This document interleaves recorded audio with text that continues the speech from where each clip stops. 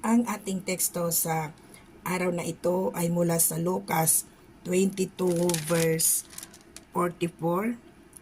Dala ng matinding hinagpis, siya'y nanalangin ng lalong taimtim at pumatak sa lupa ang kanyang pawis na parang malalaking patak ng dugo. Anong mararamdaman mo kung alam mong kailangan mong pagdaanan ang lahat ng klase ng pagdurusa?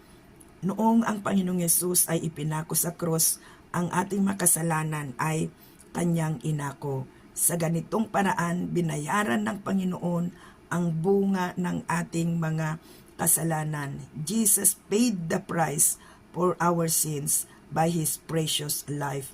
And at the same time, nabigyan tayo ng access to Christ's righteousness through faith. Jesus did everything para ma-enjoy natin